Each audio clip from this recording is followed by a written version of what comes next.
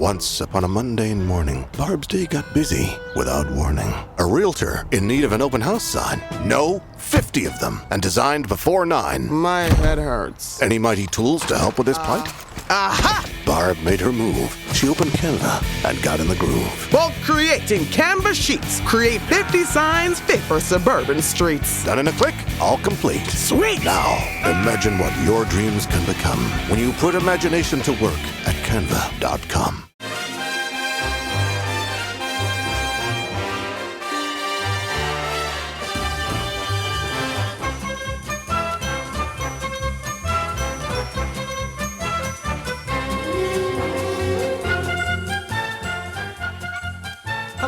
Welcome to How Are the Podcast. It's Gav, and you join us in the aftermath of Sunderland's draw with Everton at the Stadium of Light. It is Tuesday, and we're sat here maybe a little bit disappointed we're not second in the Premier League, despite picking up a point and playing fairly well for an hour or so of the game. We're going to chat all about it.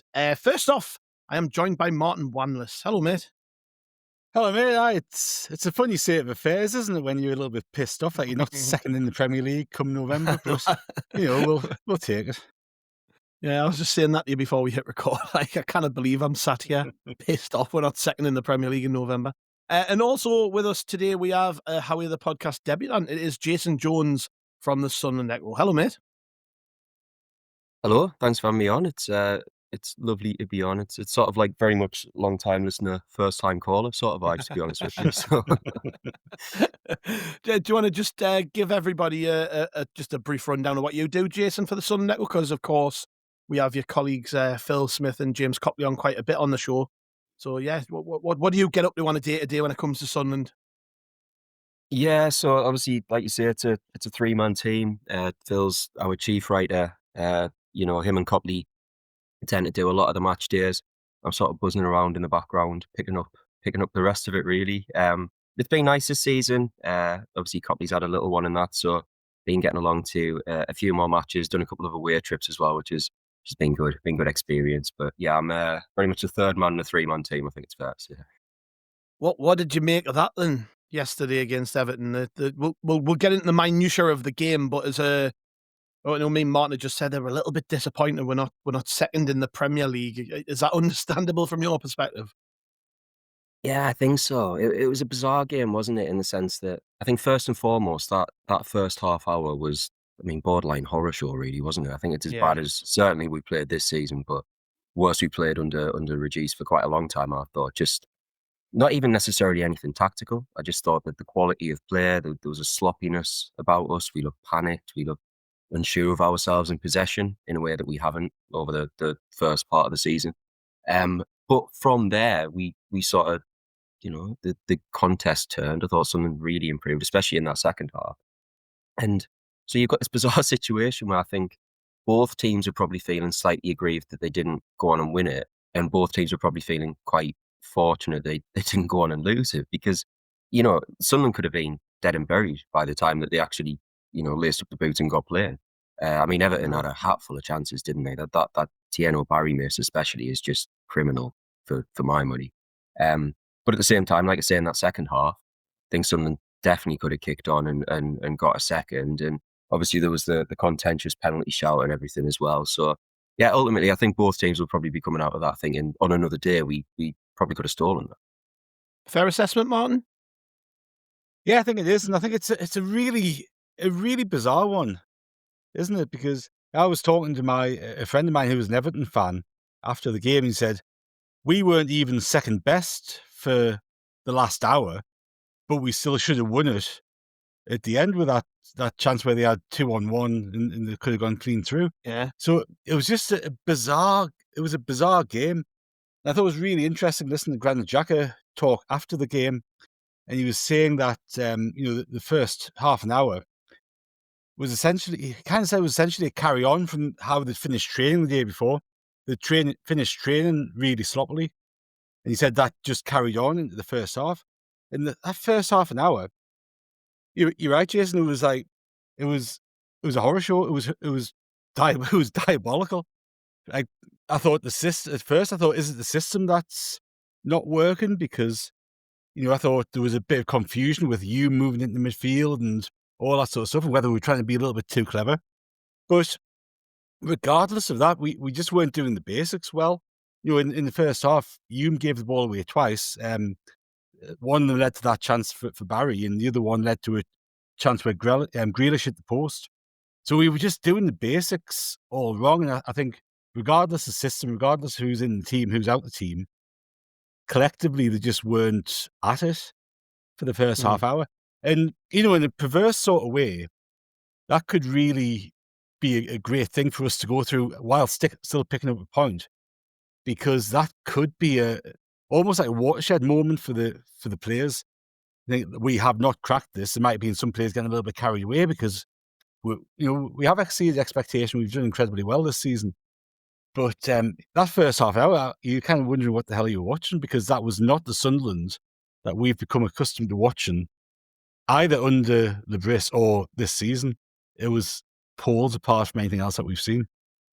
Yeah, and it was interesting listening to Granit Xhaka after the game, Jason, and the way that he definitely, that was a message to his teammates, wasn't it? To say, as Martin said, maybe there was a couple of them getting a bit carried away, maybe thinking we're flying here and have took their foot off the gas.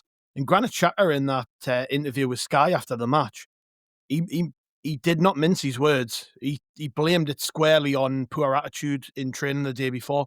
Now, I don't want people to hear that and think, bloody hell, there's issues at Sunderland. I don't think it's that. I think his standards are that high that everybody else's have to be just as high as his. And if they're not, he's going to call you out for it.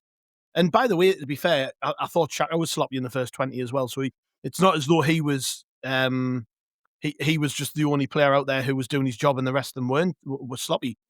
But I just think it's admirable, actually, that when you hear him say those things, that he's just reaffirming the standards that he's bringing to the football club. Like we are trying to carry ourselves as a top Premier League team, and if you want to be a top Premier League team, you can't have 20-minute spells like that in games. No, you're absolutely right. And I thought it was weird with Xhaka as well. He was sort of emblematic of the whole performance, wasn't he? He started a bit slow, was magnificent for, the remaining 65 minutes or so. And then very nearly botched it at the end with that misplaced pass that led to the chance that Martin mentioned. So, yeah, look, I mean, to be honest with you, when I was listening to him, I didn't necessarily know if he was commenting on an attitude issue in training as much as it was just the quality that they were training at. Obviously everyone has off days. And I think, like you say, his standards are so dizzyingly high that I think he is probably just trying to say, look, we are better than this. We've shown we're better than this. Even if we have those off days in training, we have to find ways of making sure that doesn't then negatively translate into matches. But again, that's what he's in the team for, isn't he? That's why he's been so impressive since he's arrived on Wearside. It's not just what he does with the ball at his feet, his ability to regain, retain, recycle possession, all of those things. The assists, obviously the goal last night as well. He's been so well-rounded in everything that he's done in terms of his individual performances. But the most impressive aspect of Granit Xhaka for me is the way in which he has been, to a certain extent, almost like an on-field core, for want of a better phrase. The way that he marshals that midfield, the way that he is the sort of link between Regis on the touchline and what is actually happening minute to minute, moment to moment in the engine room, and then beyond to the rest of the pitch as well. So I wouldn't necessarily expect Granit Xhaka to come out and, like you say, mince his words to sort of pussyfoot around things. I think if he's not happy with something, he's very much a sort of player who will let you know. But I think the key is that it's not him digging out his teammates for the sake of digging out his teammates. I don't necessarily think he was digging out his teammates, by the way, but I don't think it comes from a place of frustration as much as it does a place of understanding that Sunderland are better than what they showed last night, and ultimately just putting in a little bit of a reminder and saying, you know what, lads, we learned from this, we build on it, and we make sure that it doesn't happen again when we play. Obviously Arsenal's going to be a hell of a test, but from the international break onwards as well. Jason mentioned there Martin Arsenal, and I do wonder if the team selection against Everton was with one eye on Arsenal, because I don't know about you, I was a little, I saw your prediction for the website for what you thought the starting 11 would be. I didn't see us playing a back five in this game, even though it did work so well at Chelsea. I thought this wasn't the game for it. I thought, if you're going to stop the threat of what Everton have, which is their wingers, I was thinking if you play two wingers with two solid fullbacks, and I was actually saying Trey Hume would probably drop out. I thought he would start Mukiele as the right back, maybe play Talby ahead of him or Traore, and just have like that two banks of four. But I was a little bit surprised he went with a back five. And I don't know, maybe it is with one eye on Arsenal because we're probably going to do the same again on Saturday. But I don't know. I would say yes. You know, you listen to Granit Xhaka and you hear him talk about the attitude in training maybe bleeding into the start of the performance. But I don't think the system was working either. I think it took us a little bit of time to work out which way we were supposed to be playing against Everton because, you know, they'd done their homework on us as well. They'd seen the performance against Chelsea. So it almost, you know, for the first sort of 20 minutes or so, felt like we'd been worked out a little bit. I was surprised that we went with the same sort of system as we had done against Chelsea. And, well, for a couple of reasons, really. I think Lebris has always been really consistent in his shape and his team selection, hasn't he?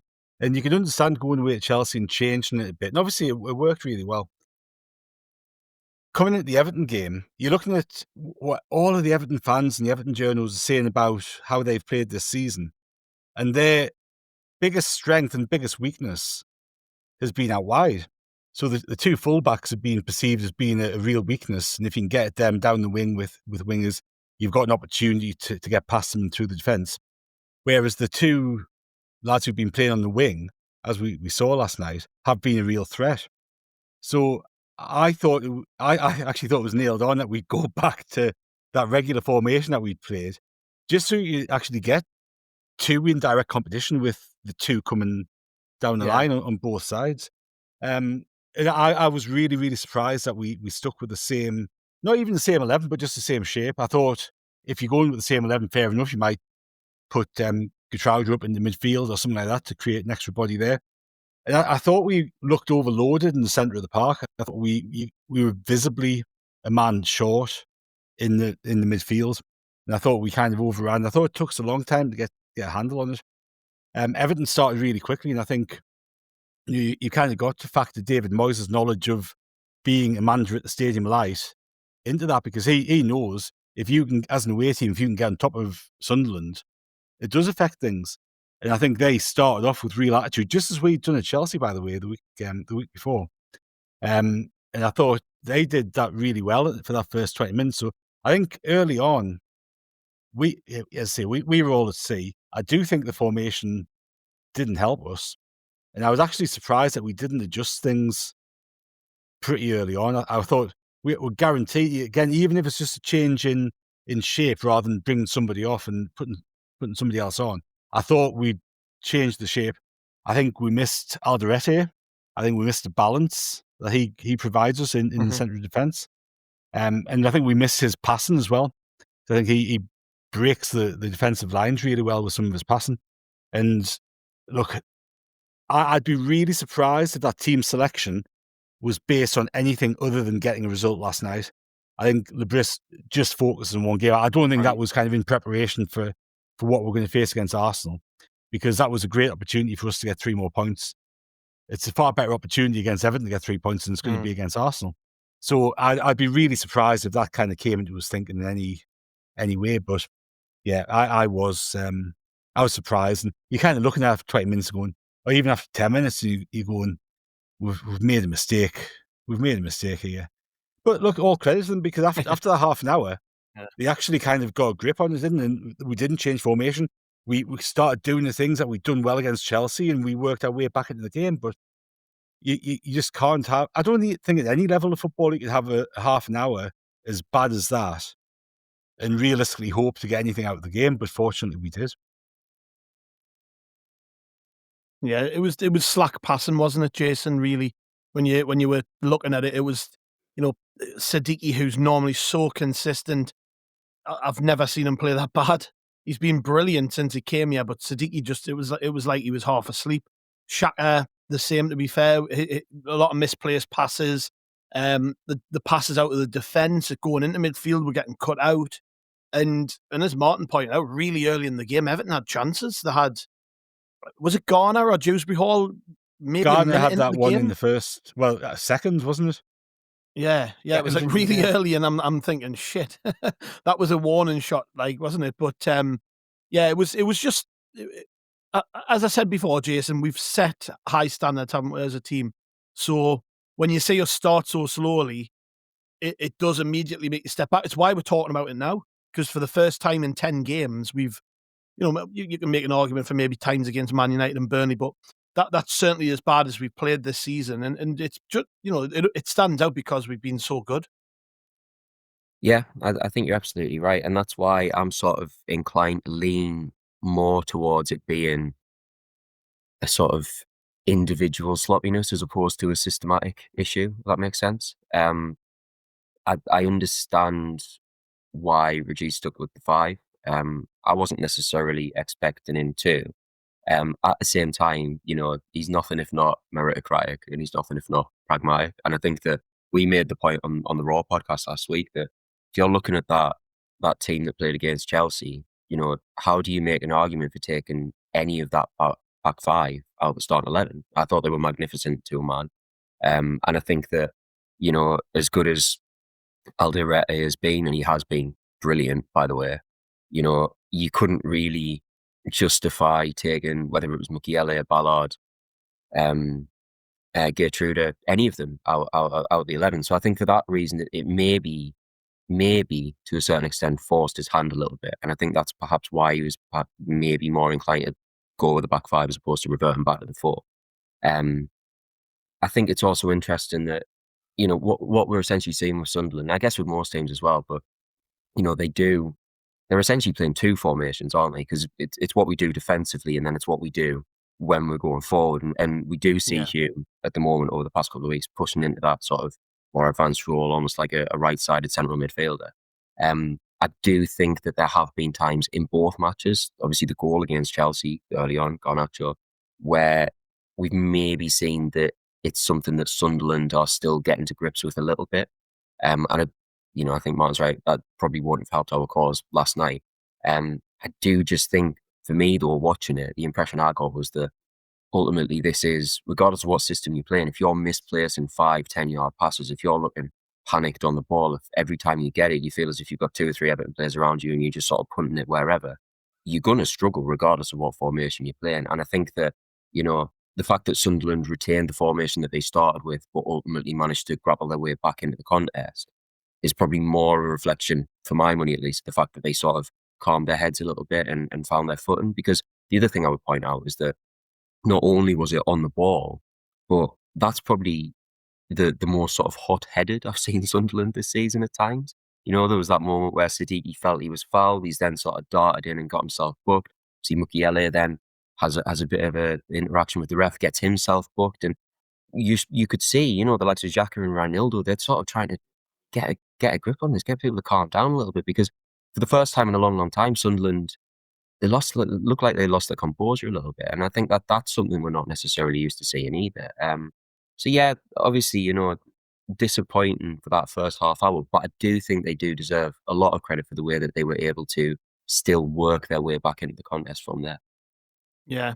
And the goal, Martin, came from, again, just a bit of, I don't know what, indecisiveness. I mean, Siddiqui thinks he was fouled.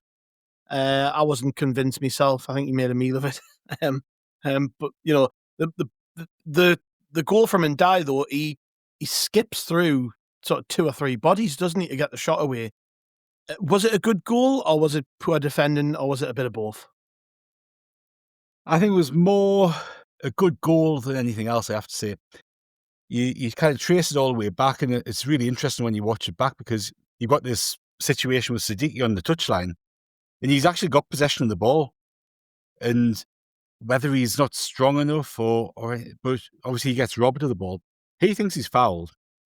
I think it's one of those, like, you toss a coin whether the referee blows for that in real time.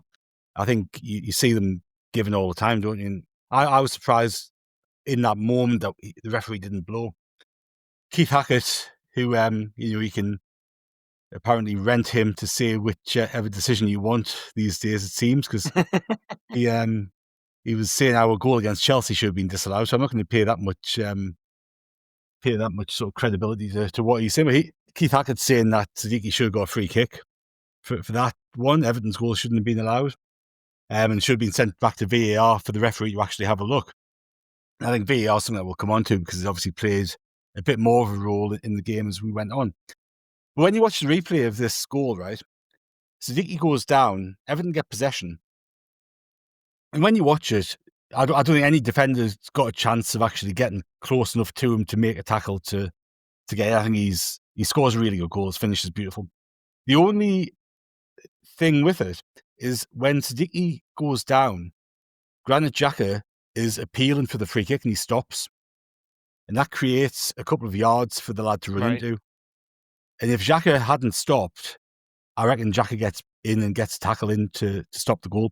So again, I think all of that it summed up how we played up until that point.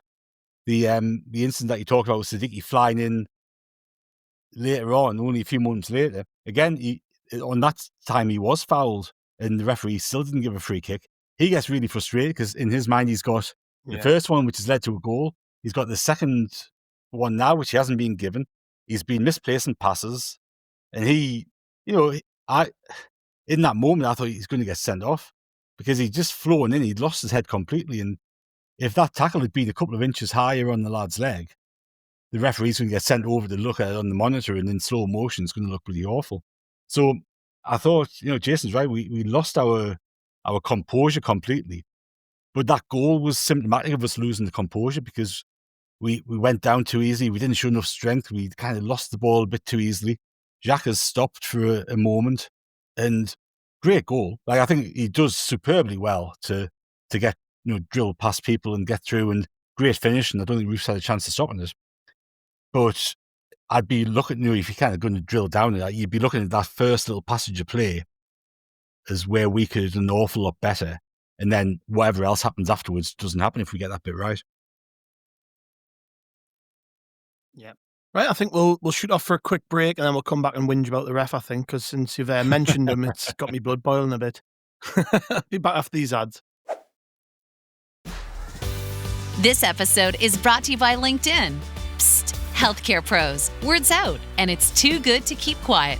Look, LinkedIn is revolutionizing job hunting, making it possible to search by specialty, shift preference, and salary.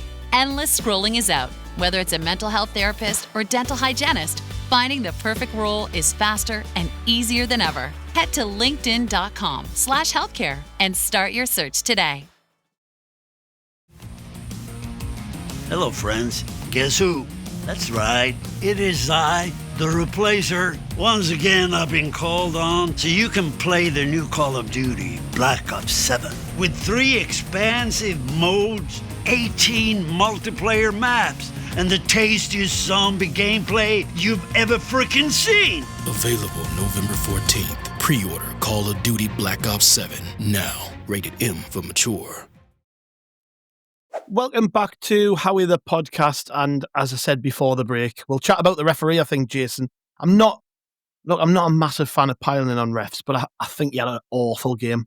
I just think, Martin mentioned before about a couple of the decisions where Siddiqui was fouled, and there was obviously, and it wasn't just him, because we had the VAR calls later in the game where decisions weren't given, and they then went to VAR. VAR decided to back up the referee.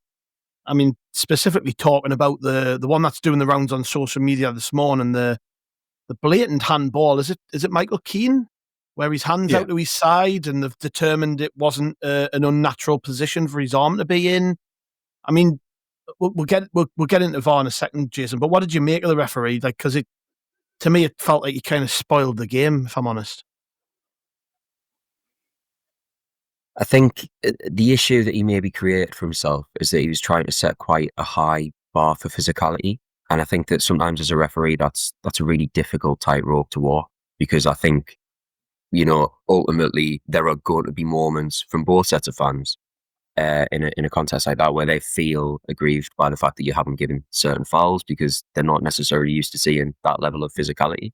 For what it's worth, Siddiqui in the build-up to the goal, I don't think it's a foul. I think he's got to be stronger. There's actually a moment where, if you watch it, he goes to almost like put his foot on the ball and roll it back, and he slightly miscontrols it, which is where he then loses possession from. And I think that slight opening is probably where a lot of his frustration comes from, because he feels as if he's giving the ball away, as opposed to being properly taken out and dispossessed. In terms of the second one that Martin was on about, the one that then led to him flying in, I think it's borderline again, and I think ultimately that's kind of the issue, that the referee is creating these situations where consistency dictates that he is going to let a lot of these go. But then where is that line? Where do you demarcate and say, okay, that's too much physicality, And so I think what he was trying to do with the game in some respects is a little bit commendable, because I do think that, it's probably better to have a little bit of pushing and shoving and a little bit of physicality, as opposed to just blowing up for absolutely every 50-50. At the same time, whether he executed it properly, I'm not too sure. And then obviously, like you say, later on, some of the more contentious calls are ultimately the ones that are really going to wrangle Sunderland fans. Yeah. That obviously that VAR call with the handball, Martin. At the time in the ground, I hadn't realised how bad that was, if I'm honest. I kind of just brushed it off. It's only been when I've watched the replays back, I'm looking at it and I'm going, how on earth have we not got that decision with the handball? I mean, yes, he's relatively close to Siddiqui, but he's not like touch tight to him.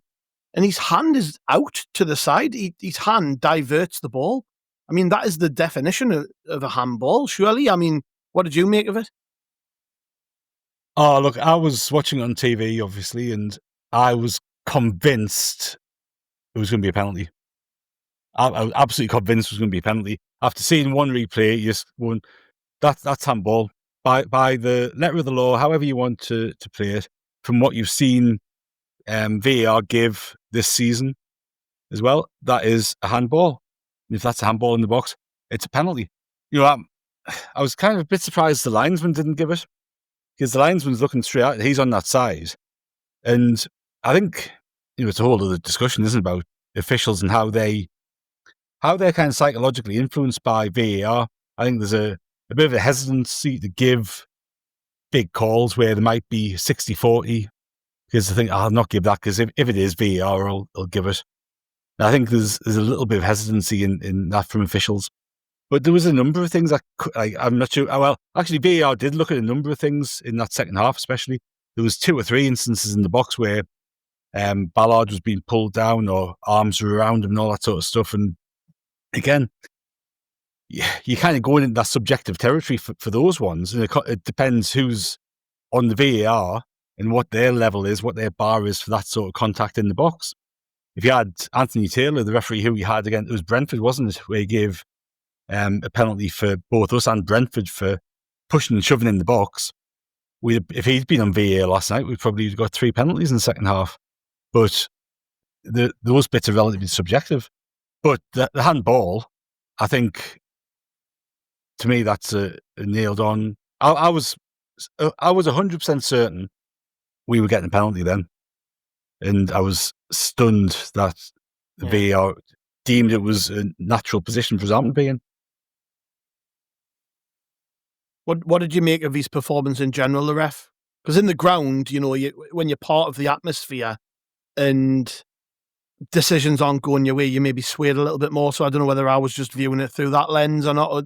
I thought you had a shock at the ref, if I'm honest. Look, I didn't think he was that bad. I didn't think he was that bad. I think he was probably... The impression of his performance was probably influenced by the fact that if you're in the ground, you think that's a foul on Siddiqui that's led to their goal, right? And I agree with Jason. I said earlier it was one of those that you might get, but I don't think it was a certain foul. I thought the second one was a blatant foul on Siddiqui. But again, Jason's opinion is different, and that just shows 2 people have a different opinion. The referee didn't give it. I don't think it was necessarily a absolutely horrendous foul on him. So I think we kind of didn't get the rub of the green with his decisions. But I actually think it was the reaction after Siddiqui made that foul in kind of retribution. He had Mukiele coming up and it caused a whole kerfuffle. And that gives a message to the crowd that this referee's doing a shit job.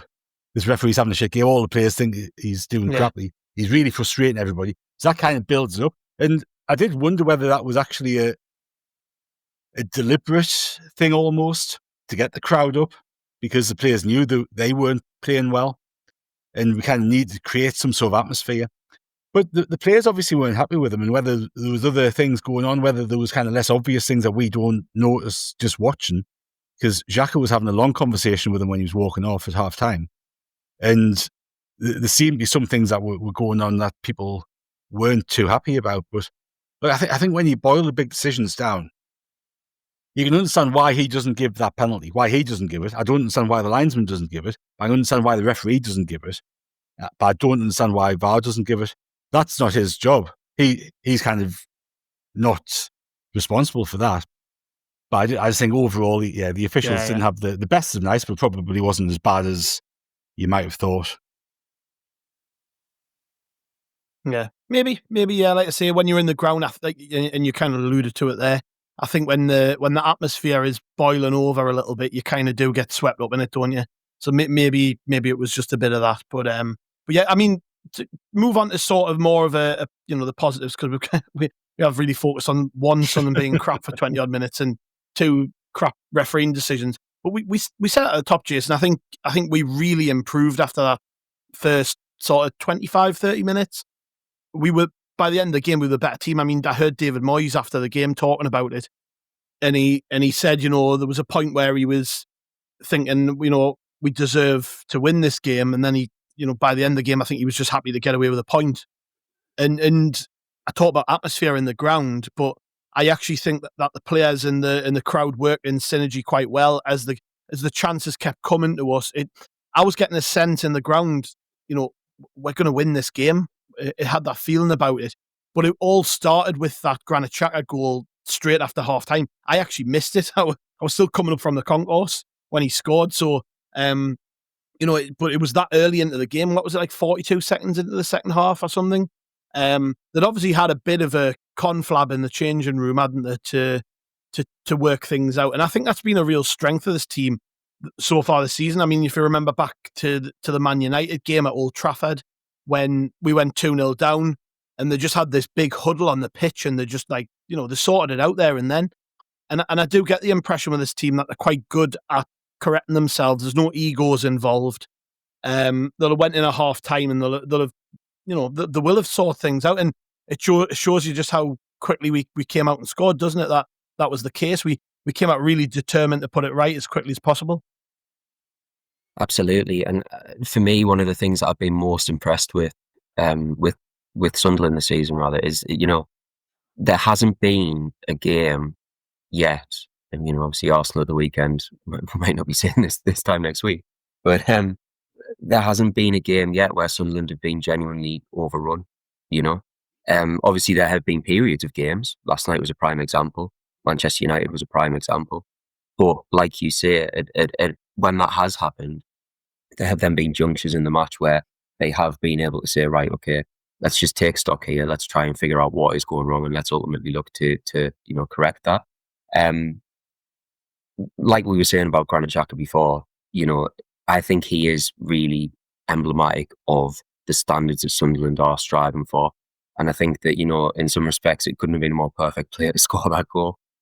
Because obviously a great moment for him. You can tell how much it meant for him. And I think he should be commended so much for the way that he's bought into the project, because there are so many other players who, given the situation Sunderland found themselves in, newly promoted team, and given the stature of him, so many other players would have just turned up and taken a paycheck, and he's done the complete opposite of that. But I think that, Xhaka getting that goal, it does kind of signify, doesn't it, that he is the one who is in the middle of this, obviously literally and figuratively, going, we need to step it up here. And I think that it's easy to forget sometimes how young this squad still is. Obviously, we've recruited a little bit more experience. But there are still so many young players sort of dotted around. Siddiqui alongside him is 20. It's easy to forget, given how well he's played so far this season, but he's still a kid in a lot of respects, Yeah. But those old heads, those measured heads, I do think in those moments have ultimately won out for Sunderland. And I think that, whether it was Xhaka on the pitch, Lebris in the dressing room, wherever it may be, Sunderland ultimately found a way to drag themselves back into it last night. And I think it is proven to be mean, how many points is it now from losing positions? 7, 9, something like that this season. That's impressive for anybody, but for a newly promoted team especially, I think it's a real testament to the project and the way that Labris has ultimately got them, not just playing, but working for each other as well, and ultimately refusing to accept that they are out of contests, or that the way they are playing has to be the way that they play for the remainder of the 90 minutes. Yeah, and the goal, Martin, was, Enzo Lafay being the one who got the assist and Granit Xhaka being the one who scored was symptomatic, actually, because the pair of them were fantastic in that second half. I thought they were probably the two players who really dragged us up by the scruff of our neck and kind of made us stand up a bit, But yeah, there's a bit of fortune with the goal because obviously it takes a couple of deflections and what have you. But it's just a good sign, isn't it, that we came flying out the blocks and got that goal. Like, sometimes, how many times you watched a Sunderland game and you're just desperate for someone to do what Xhaka did? Just put your foot through it. Sometimes it's going to ricochet, deflect, and go into the back of the net. I've been to millions of games where I've come away and I've been frustrated that you just like, bloody someone shoot, and it was just that, wasn't it? He just had a go, takes a deflection, ends up in the back of the net, and it totally changed the way the game was swinging and put it back in our hands effectively. Well, it did, and you wonder how much of the conversation at half-time was about that, because I don't think we had an effort in the first half, did we? Certainly not until the last few minutes of the half anyway. I think Jordan Pickford had probably the easiest half he's ever had at the Stadium of Light in that first half, because we did not, well, we just didn't threaten him, did we? We just did not look like creating a chance for the majority of that first half. So I think that was probably part of that conversation at half-time in terms of getting shots away, test the goalkeeper, chuck something in.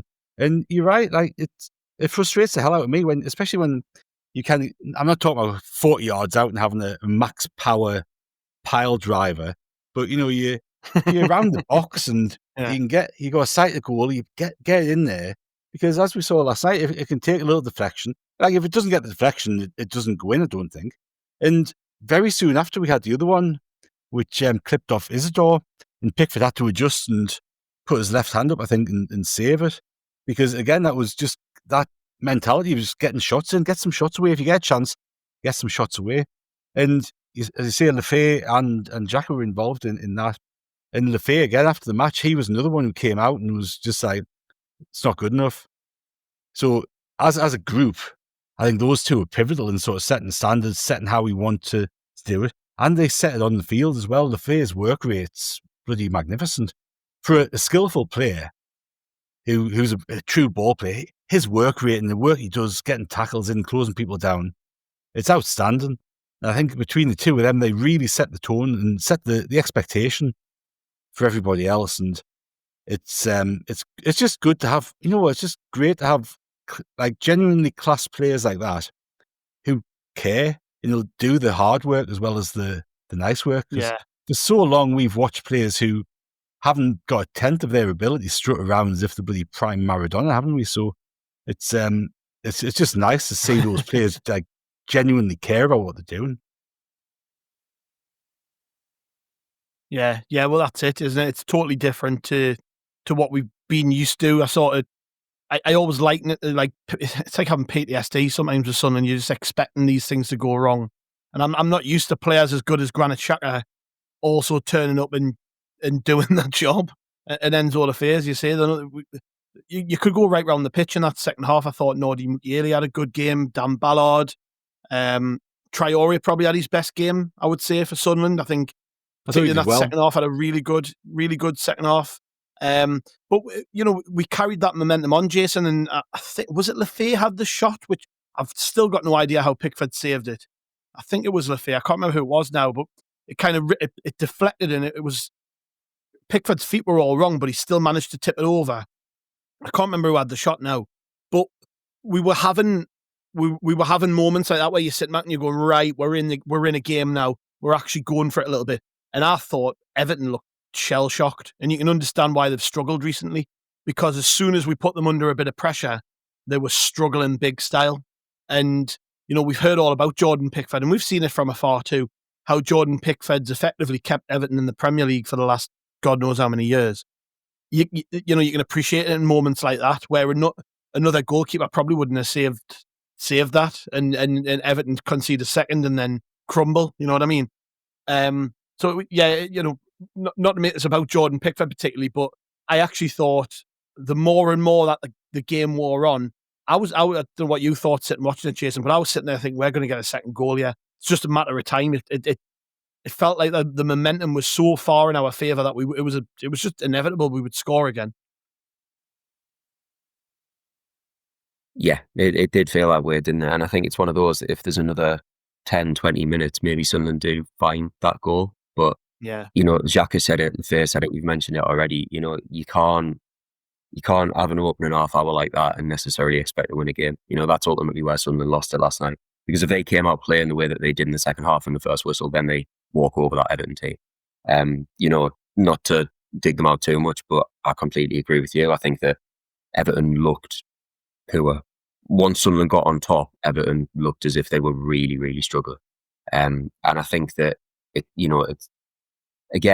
probably says something when I think the reason that they looked so good in the opening half hour was because Sunderland were absolutely abysmal. Not necessarily because Everton were slicing them open at will or because they were performing at such a high standard. I think it was more a reflection of Sunderland just being completely off of their game. So yeah, I think you're absolutely right. As it wore on, it only felt like there was going to be one winner. At the same time, how easily could Sunderland have lost it at the end? Do you know what I mean? If Everton aren't, struggling so much on the front foot as we've seen so far this season, I think that any other team pretty much in the league punishes you for that. And I think it's just a reminder that even in those moments when Sunderland are performing really well and when they're sort of dominating matches as they did from the second half onwards, I think it's fair to say the Premier League's still really tough. And there are still going to be moments where if you let it slip, if you let that concentration lapse for a moment, you could ultimately stand to lose, obviously, a point last night, 3 points, whatever it may be. So yeah, lots of lessons to be learned from last night for me. I think that Sunderland cannot afford to come out and start another match the way that they did, because they will ultimately get punished against better teams. And also just a reminder there as well that even when they are on top in matches, they really need to capitalise on that, because you never know in this league when ultimately you're going to almost get judo thrown and it's going to swing back the other way and you're going to be suddenly on your back and thinking, what the hell happened, So yeah, what do you reckon in the end then, Martin? Was it a point gained or 2 points dropped for you? Considering that Jason just alluded to it there. That one was Xhaka at the end where he plays that loose pass, and I'm thinking, oh no! And I mean, great recovery by us, but also probably tired legs and poor by Everton. I don't know, but I mean, we could have quite easily lost the game, and we would have been sitting there, and this would have been a totally different conversation, wouldn't it? It wouldn't. It's really hard to say whether it's a point gained or 2 lost, because it depends which way you look at it. So as a fixture, I think it's 2 points drop, because I think we should. And again, it's great that we can say this at this point in the season, but I think we should be able to beat Everton at home. And I think if we play that game 10 times, I reckon we come out on top 7 or 8 of them with the squads as they currently are. But in the context of the game, we against a better side, we'd have been dead and buried after 20 minutes, and it doesn't matter what happens after that, because we've lost the game. And I think, again, like I said, it's the very top of the show. It could be a really pivotal learning moment for us, because if we played that 20 minutes against Arsenal, against Liverpool, against Man City, any of those teams who are going to be in top 10, we're gone, because they will not be as kind as Everton were, and they'll just be ruthless. So I think in the context of that, you're kind of looking at it, go, well, it's actually a good point. Yes, we had that period in the second half where we should have scored, and refereeing decisions, slightly, more sophisticated play from us, maybe a bit more willingness to have a shot. We could have easily got a second goal. But then at the very end, you've got that chance where, again, your heart's in your mouth and you just think, oh, we've stuffed this up completely, haven't we? But look, I think I was quite relieved when the whistle blew. And I suspect that kind of tells you everything. I think on the balance of the actual play of the game, I think a point was probably a fair result. I think both sides could have won it with the way the game went. I think if Everton hadn't got something, they'd have been disappointed, especially with their opening half an hour. I reckon it's one of those you take a point, and you know what? Because we went to Chelsea and we did what we did at Chelsea, you can kind of look at it as a run of fixtures. You know, I keep going back to when we were talking after the last international break, and you're looking at the run of fixtures with Wolves at home, Chelsea away, Everton at home, Arsenal at home, and we're going, how many points would we be happy with out of this run? I think you and I said 4. Yeah. And you go, well, we've got 7. So yeah, I think you've got, if you are a bit pissed off with the fact that we didn't win last night, you've got to kind of come up a little bit and go, you know what? Collectively, and we're going to have ups and downs. We're going to have peaks in performances and days that aren't so good and things don't come off. And it's going to be natural, especially for a team that's still learning. You know, as Jay said, you got Siddiqui there, and you forget he's 20. You forget these players have just come in. They've got 10 games in the Premier League each now, and they're still learning about each other. Still learning about how they react to each other. Still learning about different positions that they take up. You got our record signing hasn't kicked the ball for 2 months. You know, you got him to come back into the team. So I think you've kind of got to come up a little bit and look at it in the context of the season so far. And you can't. It's impossible to be disappointed when you do that, isn't it? I think you've got 7 points out of the last 3 games. Anything we get on Saturday, even if you don't get anything on Saturday, 7 points out of those 4 games, I think it's a great return. So it's important to have that context all the way throughout the season. This club's in a great place. The players are fantastic. The fact that you've got people like Xhaka and Lafay coming out and really kind of digging themselves as much as each other out and wanting to aspire to higher standards, wanting to aspire to higher performances, better levels of performances. It's just pretty fantastic because that's what we want.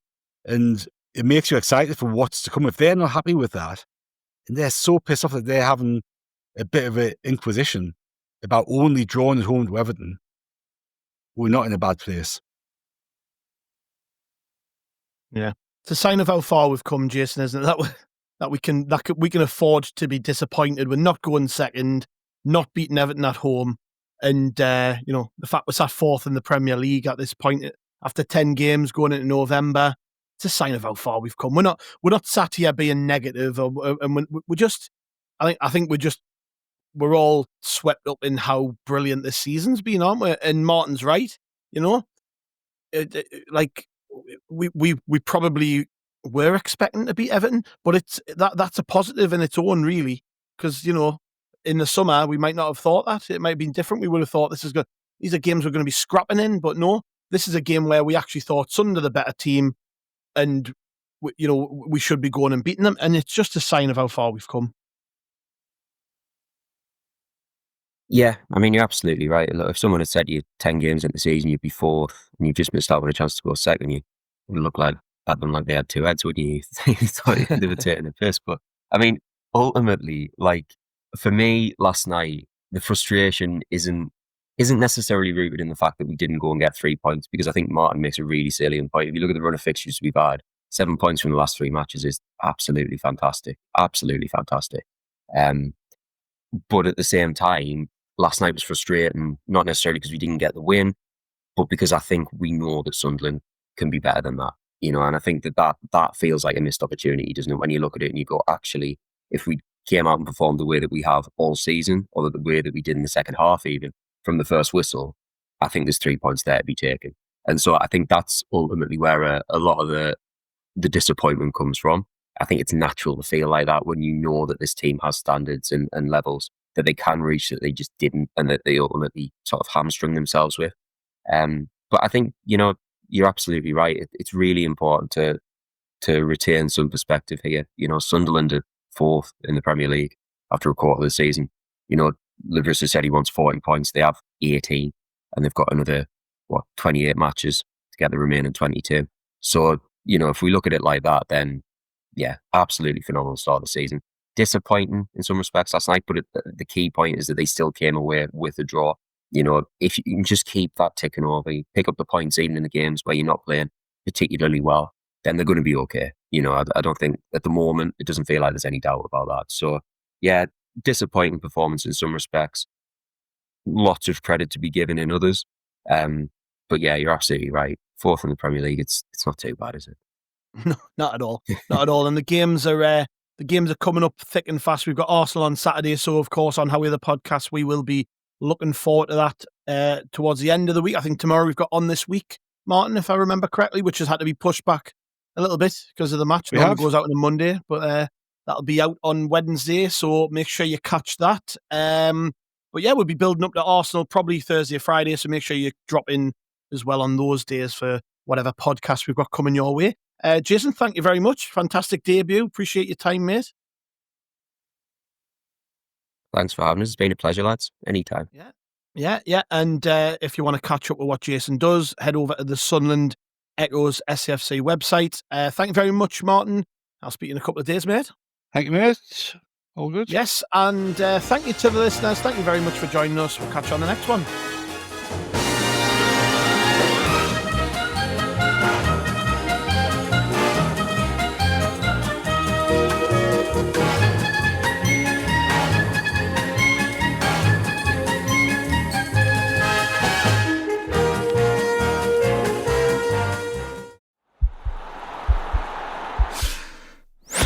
This podcast is part of the Sports Social Podcast Network.